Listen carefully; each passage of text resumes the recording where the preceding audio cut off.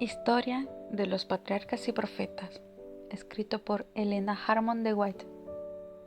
Capítulo 22. Moisés, basado en Éxodo capítulo 1. Para proveerse de alimentos durante el tiempo de hambre, el pueblo egipcio había vendido a la corona su ganado y sus tierras, y finalmente se habían comprometido a una esclavitud perpetua. Pero José proveyó sabiamente para su liberación. Les prometió que fueran arrendatarios del rey, quien seguía conservando las tierras, y aunque le pagaban un tributo anual de 1/5 de los productos de su trabajo. Pero los hijos de Jacob no necesitaban someterse a semejantes condiciones, a causa de los servicios que José había prestado a la nación egipcia. No solamente les otorgó una parte del país para que moraran allí, sino que fueron exonerados del pago de impuestos y se les proveyó liberalmente de los alimentos necesarios mientras duró el hambre.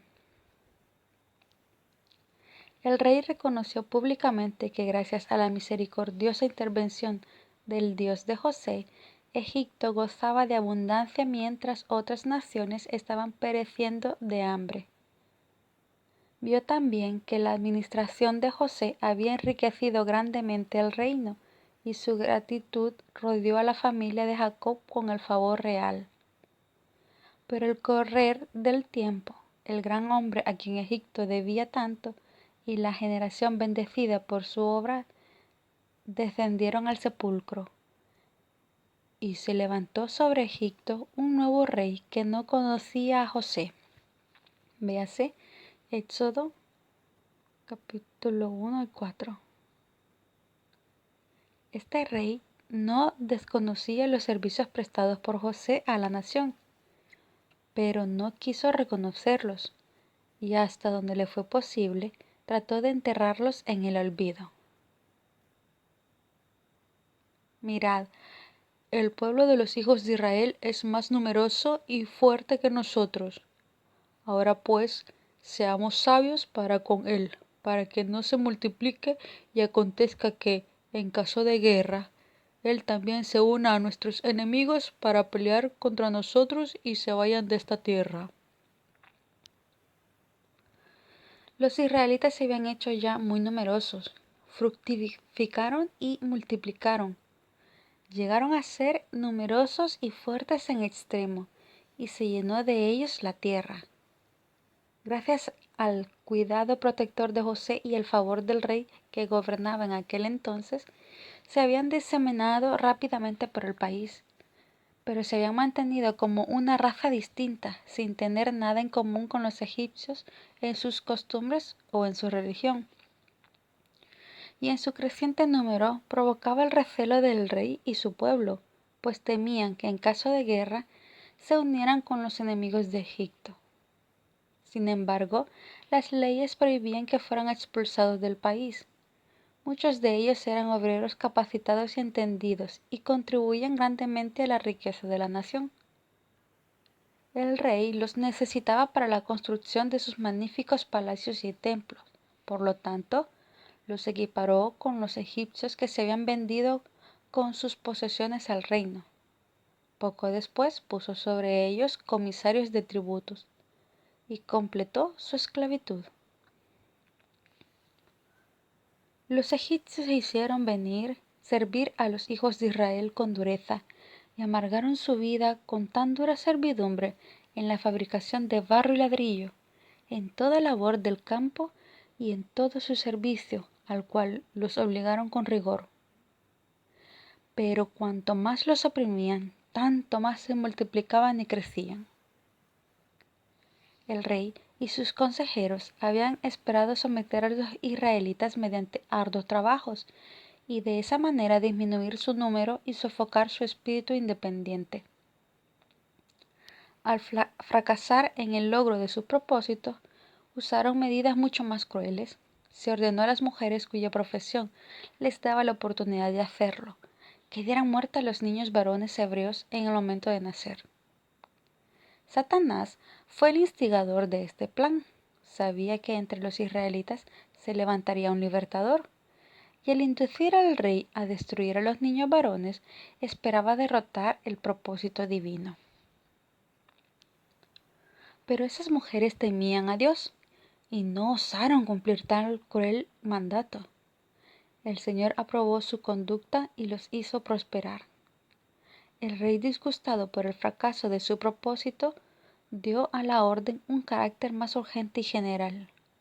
Pidió a toda la nación que buscara y diera muerte a sus víctimas desamparadas.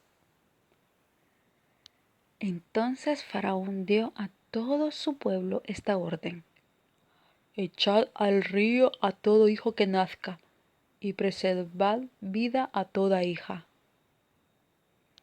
Mientras este decreto estaba en vigencia, les nació un hijo a Amram y Jocabed, israelitas devotos de la tribu de Leví. El niño era hermoso, y los padres, creyendo que el tiempo de la liberación de Israel se acercaba y que Dios iba a suscitar un libertador para su pueblo, decidieron que el niño no iba a ser sacrificado. La fe en Dios fortaleció sus corazones, y no temieron al mandamiento del rey. La madre logró ocultar al niño durante 3 meses. Entonces, viendo que ya no podía esconderlo con seguridad, preparó una arquilla de juncos y la impermeabilizó con brea y asfalto, y colocó al niño en ella y la depositó en un carrizal de la orilla del río. No se atrevió a permanecer allí para cuidarlo ella misma, por temor a que se perdiera tanto la vida del niño como la suya. Pero María, la hermana del niño, quedó allí cerca, aparentando indiferencia, pero vigilando ansiosamente para ver qué sería de su hermanito.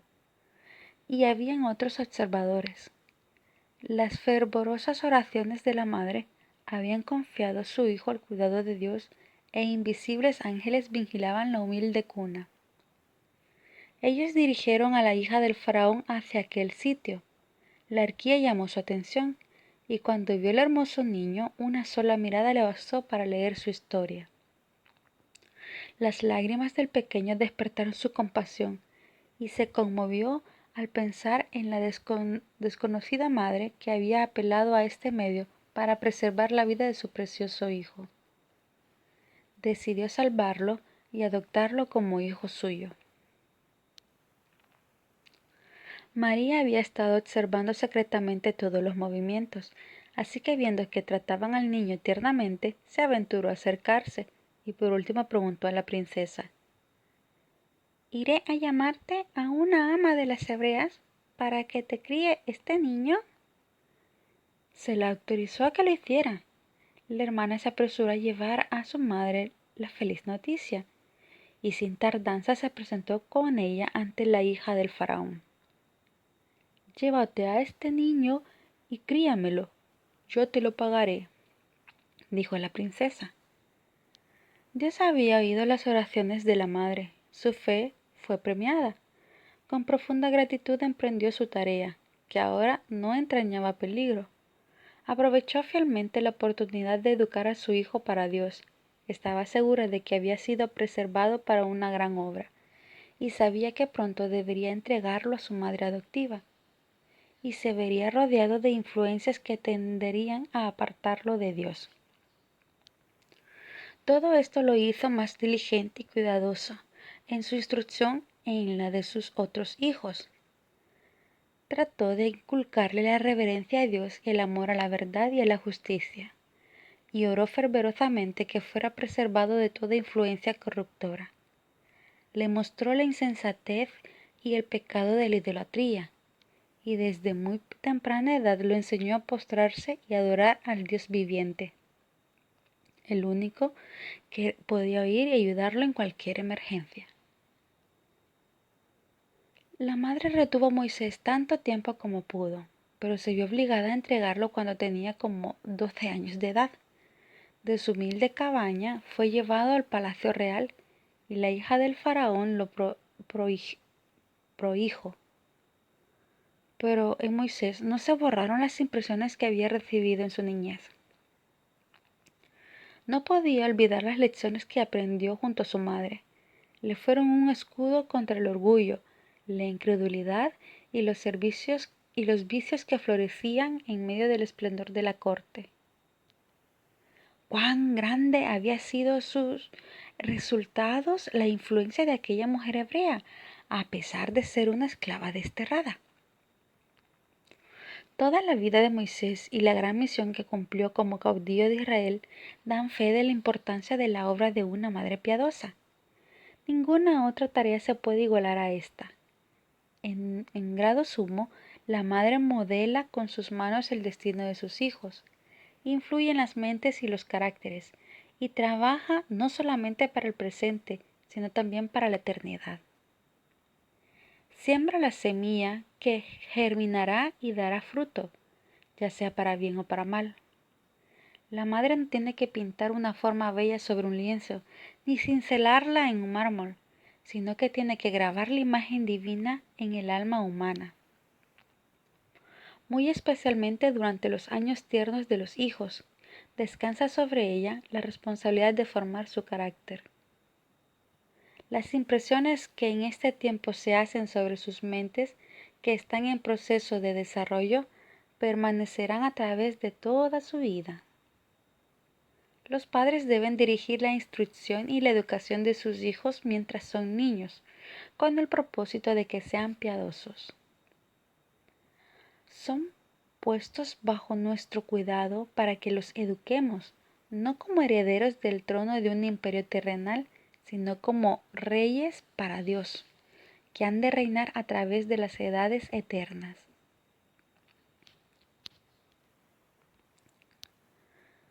Toda madre debe comprender que su tiempo no tiene precio. Su obra ha de probarse en el solemne día de la rendición de cuentas. Entonces hallará que muchos fracasos y crímenes de los hombres y mujeres fueron resultado de la ignorancia y negligencia de quienes debieron haber guiado sus pies infantiles por el camino recto. Entonces hallarán que muchos de los que beneficiaron al mundo con la luz del genio, la verdad y la santidad, recibieron de una madre cristiana y piadosa los principios que fueron la fuente de su influencia y éxito. En la corte del faraón, Moisés recibió la más alta educación civil y militar. El monarca había decidido hacer de su nieto adoptivo el sucesor del trono, y el joven fue educado para esa alta posición. Moisés fue instruido en toda la sabiduría de los egipcios, y era poderoso en sus palabras y obras. Hechos 7:22. Su capacidad como caudillo militar lo convirtió en el favorito del ejército egipcio, y la mayoría lo consideraba como un personaje notable. Satanás había sido derrotado en su propósito. El mismo decreto que condenaba a muerte a los niños hebreos había sido usado por Dios para educar y adiestrar al futuro caudillo de su pueblo. A los ancianos de Israel les comunicaron los ángeles que la época de su liberación se acercaba, y que Moisés era el hombre que Dios emplearía para realizar esta obra. Los ángeles también instruyeron a Moisés, diciéndole que Jehová lo había elegido para poner fin a la servidumbre de su pueblo. Suponiendo Moisés que los hebreos habían de obtener su libertad mediante la fuerza de las armas, esperaba dirigir los ejércitos hebreos contra los ejércitos egipcios, y teniendo esto en cuenta, fue cuidadoso con sus afectos para evitar su apego a su madre adoptiva o al faraón, que no se sintiera libre para hacer la voluntad de Dios. De conformidad con las leyes de Egipto, todos los que ocupaban el trono de los faraones debían llegar a ser miembros de la casta sacerdotal. Y Moisés, como presunto heredero, debía ser iniciado en los misterios de la religión nacional. Se responsabilizó de esto a los sacerdotes. Pero aunque era celoso e incansable estudiante, no pudieron inducirlo a la adoración de los dioses. Fue amenazado con perder la corona y se le advirtió que sería desheredado por la princesa si insistía en su apego a la fe hebrea. Pero permaneció inconmovible en su determinación de no rendir homenaje a otro dios que no sea el creador del cielo y la tierra. Razonó con los sacerdotes y los adoradores de los dioses egipcios, mostrándoles la insensatez de su veneración supersticiosa hacia objetos inanimados. Nadie pudo refutar sus argumentos o cambiar su propósito. Sin embargo, por un tiempo su firmeza fue tolerada a causa de su elevada posición y por el favor que le dispensaba tanto el rey como el pueblo. Por la fe Moisés, hecho ya grande, rehusó llamarse hijo de la hija del faraón, prefiriendo ser maltratado con el pueblo de Dios antes que gozar de los deleites temporales del pecado, teniendo por mayores riquezas el oprobio de Cristo que los tesoros de los egipcios, porque tenía puesta la mirada en la recompensa. Hebreos capítulo 11, versículos 24 al 26. Moisés estaba capacitado para destacarse entre los grandes de la tierra, para brillar en la corte de los reinos más gloriosos y para empuñar el cetro de su poder. Su grandeza intelectual lo distingue entre los grandes de todas las edades y no tiene par como historiador, poeta, filósofo, general y legislador. Con el mundo a su alcance, tuvo fuerza moral para rehusar las halagüeñas perspectivas de la riqueza, grandeza y fama, prefiriendo ser maltratado con el pueblo de Dios antes que gozar de los deleites temporales del pecado. Moisés había sido instruido tocante al galardón final que será dado a los humildes y obedientes siervos de Dios, y en comparación con el cual la ganancia mundanal se hundía en su propia insignificancia. El magnífico palacio del faraón y el trono del monarca fueron ofrecidos a Moisés para seducirlos, pero él sabía que los placeres pecaminosos que hacen a los hombres olvidarse de Dios imperaban en sus cortes señoriales. Vio más allá del esplendoroso palacio, más allá de la corona de un monarca, los altos honores que se otorgarán a los santos del Altísimo en un reino que no tendrá mancha de pecado. Vio por la fe una corona imperecedera que el Rey del cielo colocará en la frente del vencedor. Esta fe lo indujo a apartarse de los señores de esta tierra y a unirse con la nación humilde, pobre y despreciada que había preferido obedecer a Dios antes que servir al pecado. Moisés permaneció en la corte hasta los 40 años de edad. Con frecuencia pensaba en la adyacente condición de su pueblo y visitaba a sus hermanos sujetos a servidumbre, y los animaba con la seguridad de que Dios obraría su liberación. A menudo provocado al resentimiento por las escenas de injusticia y opresión que veía, anhelaba vengar sus males. Un día, en una de sus visitas, al ver que un egipcio golpeaba a un israelita, se arrojó sobre aquél y lo mató. No hubo testigos del hecho, excepto el israelita, y Moisés sepultó inmediatamente el cuerpo en la arena. Habiendo demostrado que estaba listo para apoyar la causa de su pueblo, esperaba verlo levantarse para recobrar su libertad.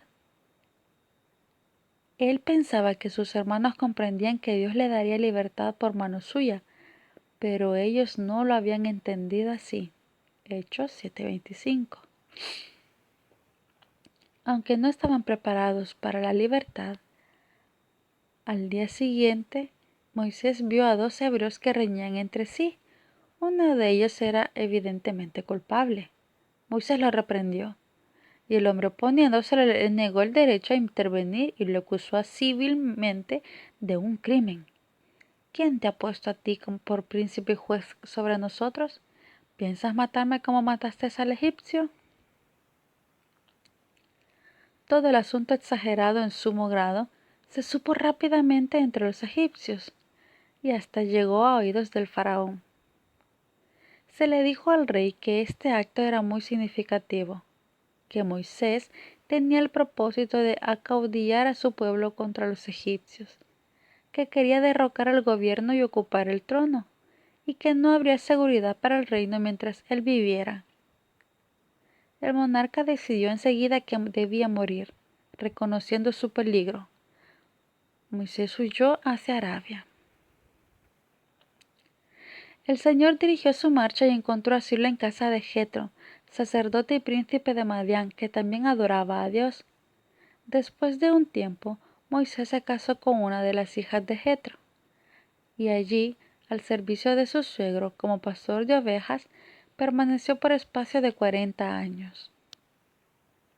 Al dar muerte al egipcio, Moisés había caído en el mismo error que cometieron muchas veces sus antepasados, es decir, había intentado realizar por sí mismo lo que Dios había prometido hacer. Dios no se proponía libertar a su pueblo mediante la guerra, como pensó Moisés, sino por medio de su gran poder, para que la gloria fuera atribuida únicamente a Él.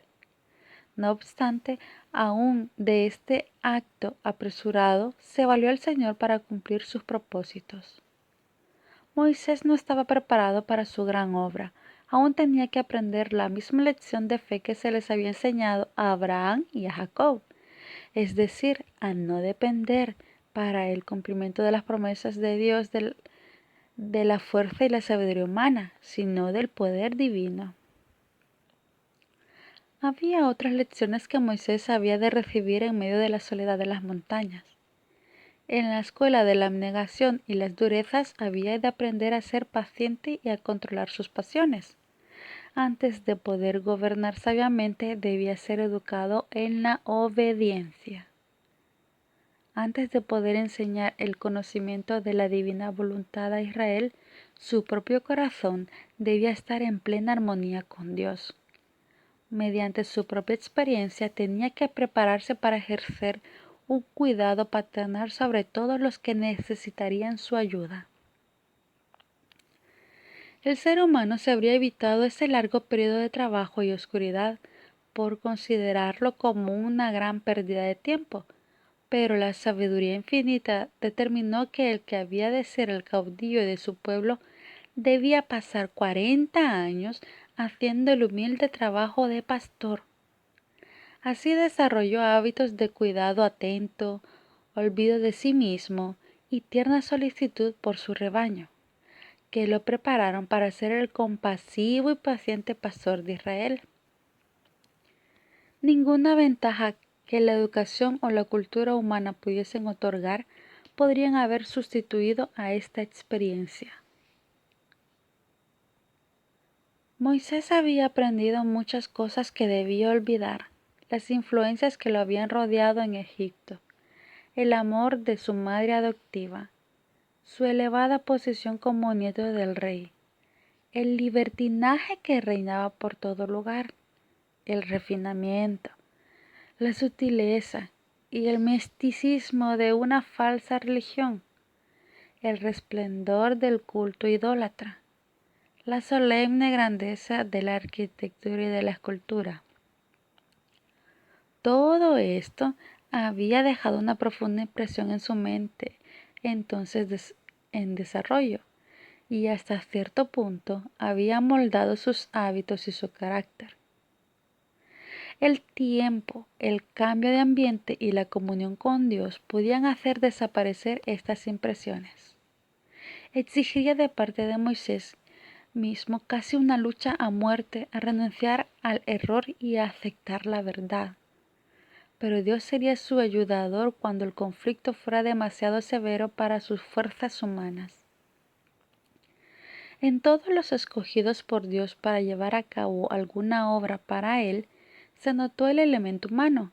Sin embargo, no fueron personas de hábitos y de carácter estereotipados, que se conformaron con permanecer en esa condición.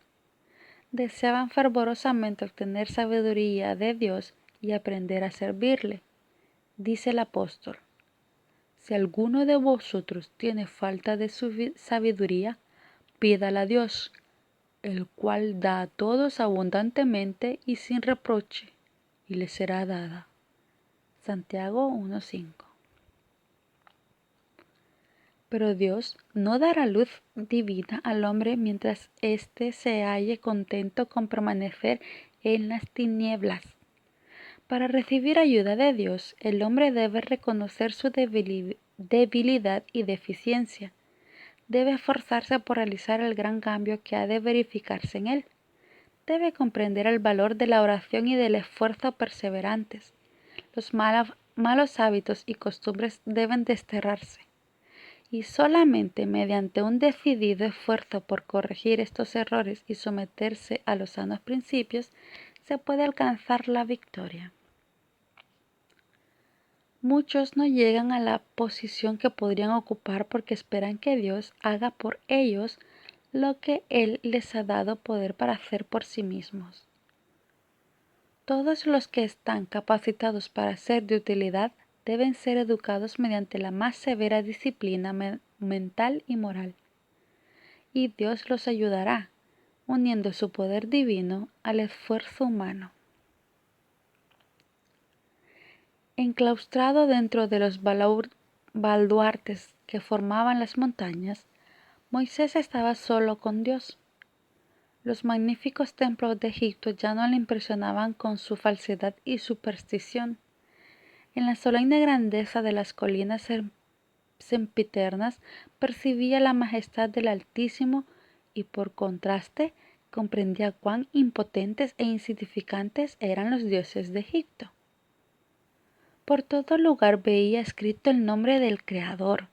Moisés parecía encontrarse ante su presencia, eclipsado por su poder. Allí fueron barridos su orgullo y su confianza propia. En la austera sencillez de su vida del desierto desaparecieron los resultados de la comodidad y el lujo de Egipto. Moisés llegó a ser paciente, reverente y humilde, muy manso más que todos los hombres que había sobre la tierra. Números 12:3. Y sin embargo era fuerte en su fe en el poderoso Dios de Jacob. A medida que pasaban los años y erraba con sus rebaños por lugares solitarios, meditando acerca de la condición oprimida en que vivía su pueblo, Moisés repasaba el trato de Dios hacia sus padres, las promesas que eran la herencia de la nación elegida. Sus oraciones en fervor de Israel ascendían día y noche. Los ángeles celestiales derramaban su luz en su derredor. Allí, bajo la inspiración del Espíritu Santo, escribió el libro de Génesis. Los largos años que pasó en medio de las soledades del desierto fueron ricos en bendiciones, no solo para Moisés y su pueblo, sino también para el mundo de todas las edades subsiguientes. Aconteció que después de muchos días murió el rey de Egipto. Los hijos de Israel que gemían a causa de la servidumbre clamaron, y subió a Dios el clamor de ellos desde lo profundo de sus servidumbres. Dios oyó el gemido de ellos y se acordó de su pacto con Abraham, Isaac y Jacob.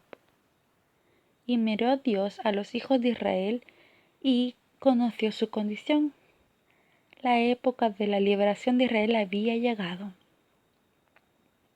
Pero el propósito de Dios había de cumplirse de tal manera que mostrara la insignificancia del orgullo humano.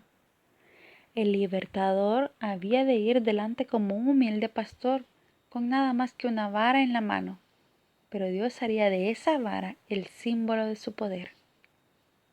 Un día, mientras apacentaba sus rebaños cerca de Horeb, monte de Dios, Moisés vio arder una zarza. Sus ramas, su follaje, su tallo, todo ardía. Sin embargo, no parecía consumirse. Se aproximó para ver esa maravillosa escena, cuando una voz procedente de las llamas lo llamó por su nombre. Con labios temblorosos contestó: heme aquí. Se le amonestó a no acercarse irreverentemente. Quita el calzado de tus pies, porque el lugar en que tú estás, tierra santa es. Yo soy el Dios de tu padre, el Dios de Abraham, el Dios de Isaac y el Dios de Jacob. Era el que como ángel del pacto se había revelado a los padres de épocas pasadas. Entonces Moisés cubrió su rostro porque tuvo miedo de mirar a Dios. La humildad y la reverencia deben caracterizar el comportamiento de todos los que se acercan a la presencia de Dios. En el nombre de Jesús podemos acercarnos a Él con confianza, pero no debemos hacerlo con la osadía de la presunción, como si el Señor estuviera al mismo nivel que nosotros. Algunos se dirigen al Dios grande, todopoderoso y santo, que habita en la luz inaccesible, como si se dirigieran a un igual a un inferior. Hay quienes se comportan en la casa de Dios como no se atreverían a hacerlo en la sala de audiencias de un soberano terrenal. Estas personas deben recordar que están ante la vista de aquel a quien los serafines adoran y ante quienes los ángeles cubren su rostro. A Dios se le debe reverenciar grandemente. Todo el que verdaderamente reconoce su presencia se inclinará humildemente ante Él y como Jacob, cuando contempló la visión de Dios, exclamará: ¡Cuán terrible es este lugar! No es otra cosa que casa de Dios y puerta del cielo. Génesis 28:17. Mientras Moisés esperaba ante Dios con reverente temor, las palabras continuaron. Dijo luego Jehová: Bien he visto la aflicción de mi pueblo que está en Egipto, y he oído su clamor a causa de sus opresores, pues he conocido sus angustias. Por eso he descendido para liberarlos de mano de los egipcios y sacarlos de aquella tierra a una tierra buena y ancha, a una tierra que fluye leche y miel. El clamor, pues, de los hijos de Israel ha llegado ante mí, y también he visto la opresión con que los egipcios los oprimen. Ven, por tanto, ahora y te enviaré al faraón, para que saques de Egipto a mi pueblo, a los hijos de Israel.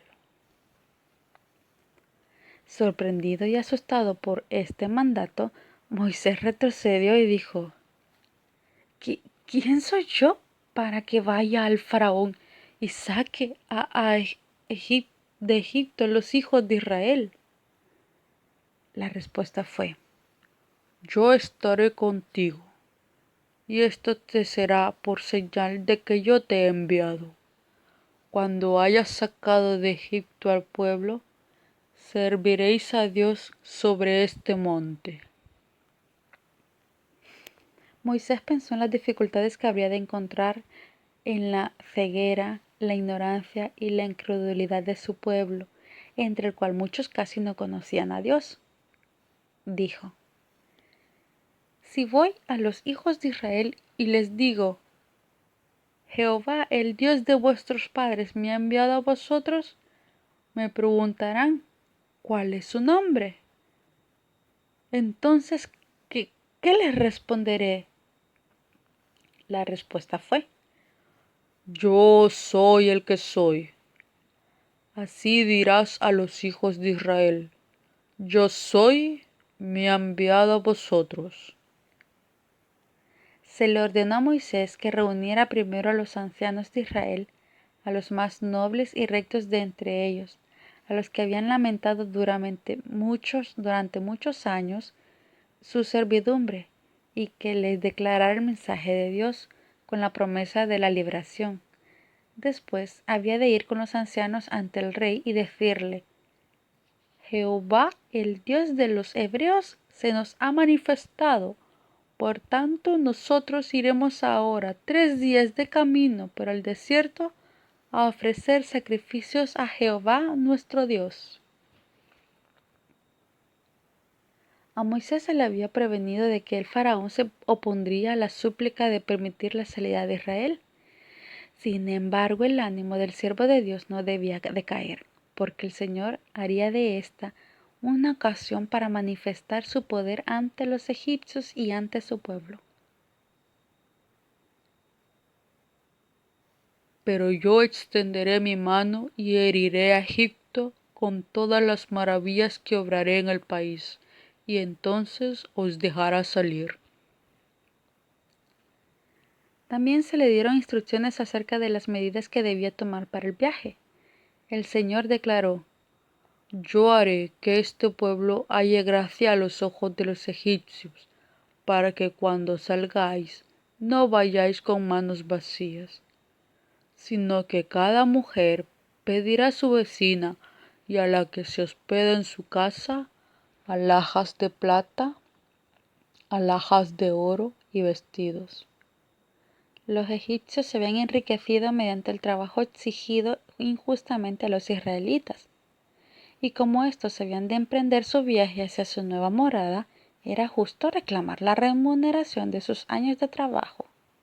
Por lo tanto, habían de pedir artículos de valor que pudieran transportarse fácilmente, y Dios le daría favor ante los egipcios.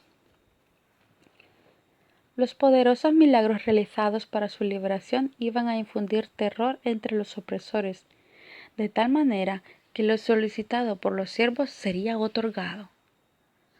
Moisés veía ante sí mismo dificultades que le parecían insalvables. ¿Qué prueba podría dar a un pueblo de que realmente iba como enviado de Dios? Ellos no me creerán ni oirán mi voz, pues dirán: ¿no se te ha parecido Jehová? Entonces Dios le dio una evidencia que apelaba a sus propios sentidos. Le dijo que arrojara su vara al suelo. Al hacerlo, se convirtió en una culebra, y Moisés huía de ella. Dios le ordenó que la tomara, y en su mano volvió a ser vara. Le mandó que pusiera su mano en su seno. Obedeció y vio que su mano estaba leprosa como la nieve. Cuando le dijo que volviera a ponerla en su seno, al sacarla encontró que se había vuelto de nuevo como la otra. Mediante estas señales el Señor aseguró a Moisés que su propio pueblo, así como también el faraón, se convencerían de que uno, más poderoso que el rey de Egipto, se manifestaba entre ellos. El siervo de Dios todavía estaba anodadado por la obra extraña y maravillosa que se le pedía que hiciera. Acongojado y temeroso, alegó como excusa su falta de elocuencia. Dijo: ¡Ay, Señor! Nunca he sido hombre de fácil palabra, ni antes ni desde que tú hablas con tu siervo, porque soy tardo en habla y torpe de lengua. Había estado tanto tiempo alejado de los egipcios que ya no tenía un conocimiento claro de su idioma, ni lo usaba con soltura como cuando estaba entre ellos. El Señor le dijo: ¿Quién dio la boca al hombre? ¿No soy yo Jehová?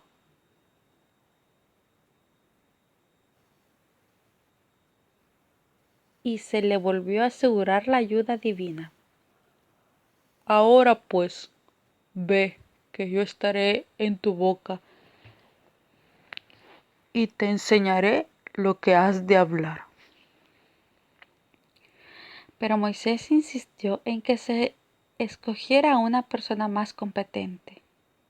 Estas excusas procedían al principio de su humildad y timidez, pero una vez que el Señor le hubo prometido quitar todas las dificultades y darle éxito, toda evasiva o queja referente a su falta de preparación demostraba falta de confianza en Dios.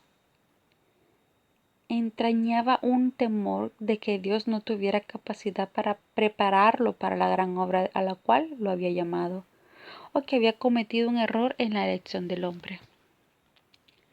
Dios le indicó a Moisés que se uniera a su hermano mayor, a Aarón, quien, debido a que había estado usando diariamente la lengua egipcia, podía hablarla perfectamente. se le dijo que Aarón vendría a su encuentro. Las siguientes palabras del Señor fueron una orden perentoria. Tú le hablarás y pondrás en su boca las palabras, y yo estaré en tu boca y en la suya, y os enseñaré lo que habéis de hacer. Él hablará por ti al pueblo, será como tu boca, y tú ocuparás para él el lugar de Dios. Y tomarás tu mano esta vara, con la cual harás las señales. Moisés no pudo oponerse más, pues todo fundamento para las excusas había desaparecido.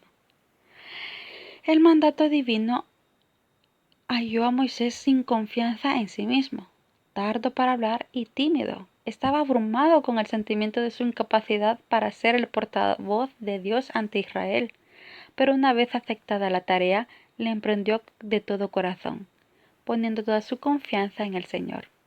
La grandeza de su misión exigía que ejercitara las mejores facultades de su mente.